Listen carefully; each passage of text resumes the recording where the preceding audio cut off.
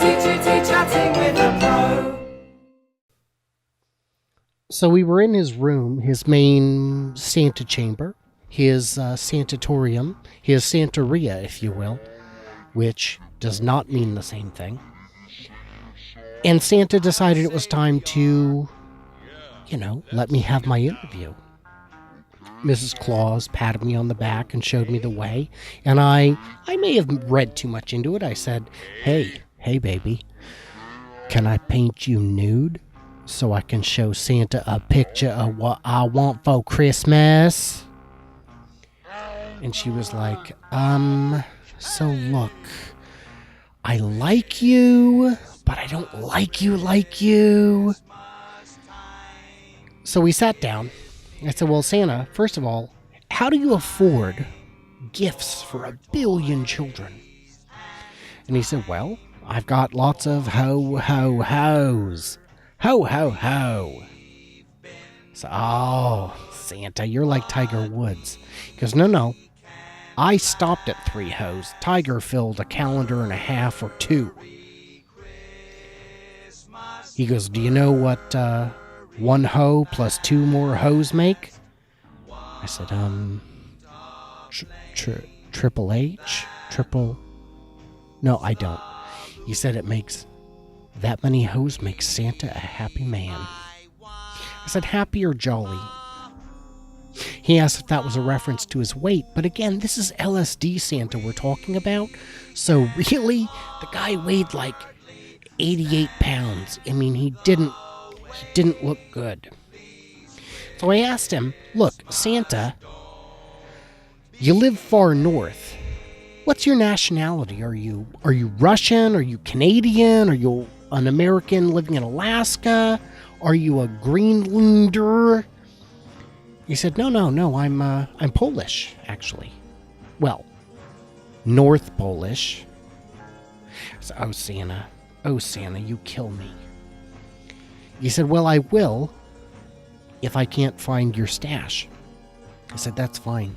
We'll get to that when I come down. So I asked Santa, why do you go down the chimney?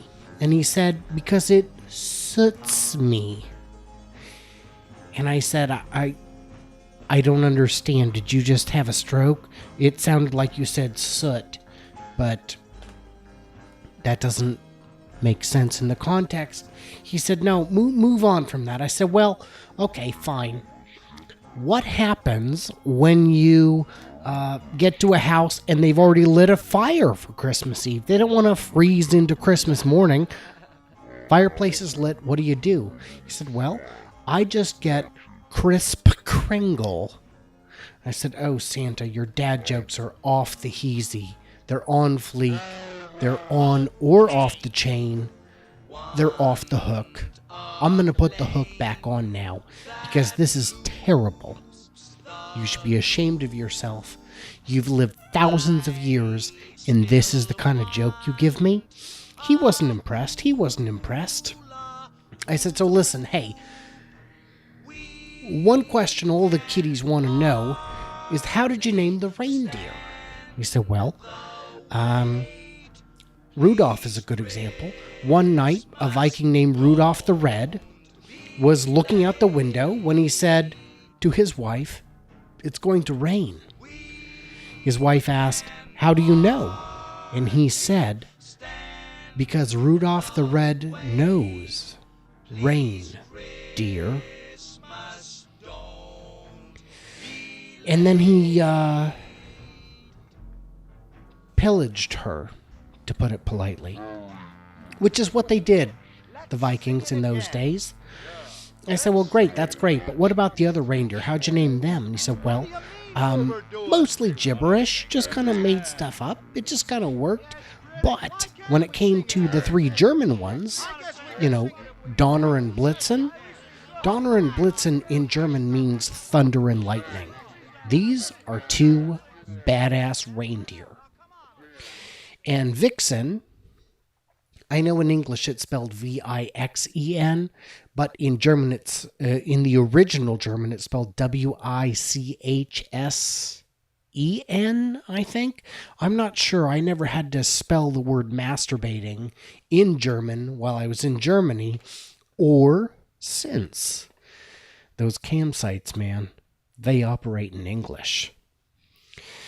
So I asked Santa, well, you know what? What do the female reindeer do to blow off some steam when the boys are out delivering? And he said, oh, nothing crazy. They just, they go into town and blow a few bucks. And then he explained that because of their teeth, performing oral congress, it's, I'm not an animalologist enough to pretend to know. Anyway, so I said, well, okay, let's go in. If we're going into joke territory, let's go all the way. How many reindeer does it take to change a light bulb? And Santa said, oh gosh, that's easy. 8 to hold him down and 1 to screw that light bulb into Rudolph's filthy reindeer face. Santa's a scary guy is what I'm saying. I said, well, a question a lot of people want to know is why the North Pole instead of the South Pole? And again, I'm telling you all of this because he wouldn't let me bring my camera. This was like interviewing Putin or Kim Jong-un or I assume Rasputin. You're not allowed to record what they say. You have to just repeat it. They won't deny it, but why don't you live at the South Pole where the ground is more permanent and it doesn't thaw out in the summer? I mean, your elves' workshops have to be pretty buoyant to survive that. And he said, because if I was in the southern hemisphere, I would be a lost clause. No, but in seriousness, what he said is that it's because of an Anglo-centric notion of what Christmas is. White people live in the northern hemisphere. It's just kind of a statistical thing. So let's see. So I asked him, what do you call a kid who doesn't believe in Santa? And he said, well, I guess a rebel without a clause. I said, did you mean cause? He said, no. God, man, the acid is making you really thick. So I asked Santa, what's the worst letter you ever got? And he said about this mob boss's kid. Mafioso's kid wrote a letter. Santa, I've been very good this... No, crumpled it up, threw it away. Dear Santa, I've been kind of good this... crumpled it up, threw it away. Went into his bedroom, grabbed the statue of the Virgin Mary, threw it in the closet. Wrote Santa a letter. Dear Santa, tell Jesus if he ever wants to see his mother again, I'll get a new bicycle. And that is, by the way, a true story. So I asked Santa, is it true that you have such a big sack because you only come once a year? And his answer was, yes, but it's okay because I only come down chimneys. Oh, Santa, you filthy monkey. So I asked him if he had any funny stories, and he told me about this little kid on Christmas Day out riding his bicycle. Santa gave him a bike and a helmet. Kid put the helmet on the front. It just latched on nice. He didn't want to wear it. Policeman stops him, says, hey, didn't Santa tell you that the helmet goes on your head? And he goes, yeah, nice horse. By the way, anyone ever tell you that the dick goes on the bottom of the horse and not the top? I'm sure I mutilated that joke. God, did I mention the cop was on a horse? Doesn't matter. So I asked Santa if there are any global variations on Christmas that he found noteworthy. And one he said is that in Texas, an elf is known as a gnome on the range. and that in Egypt they sing, "Camel ye faithful," dirty stereotype Christmas song. No, he didn't explain that part, but I don't remember what it was. It was something like that. So I asked him, well, what do Africans get for Christmas? And he said, hungry. No, I'm kidding. Malaria. No. Dengue fever. 12-hour shift collecting cocoa beans, an assault rifle, and a draft letter from Coney. AIDS. No, but seriously, they get all that stuff for Christmas. All that and much, much less. So Santa is not exactly on board with that. And I asked him, well, what did the armless and legless boy get for Christmas? And he said, cancer. No, Santa, no, I said, that's horrible. He goes, I'm just kidding. I didn't give him cancer. The boy with no arms and no legs got gloves. I was like, oh, Santa, that's barely better. He said, no, I'm kidding. He wouldn't even be able to open it if he got it. And I said, well, okay, fine. What would the kid with cancer get, a month after his birthday? And he said, I don't know, casket? No, I'm just kidding. He wouldn't be around a month after Christmas, so let him go. I said, well, since you're mythical, can you tell us anything about the afterlife? And he said, you bet your butt. 3 men die in a car accident Christmas Eve.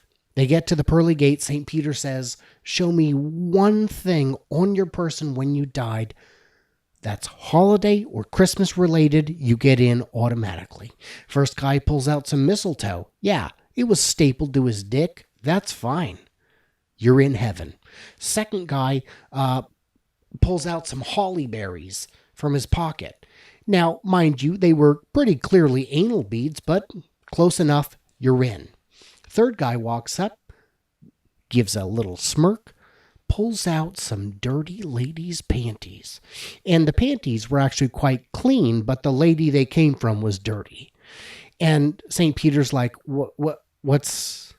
how's this Christmas related? And he said, these are carols.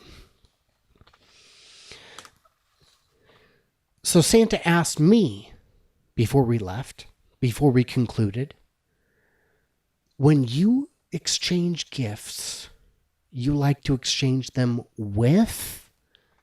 And I said, honestly, receipts.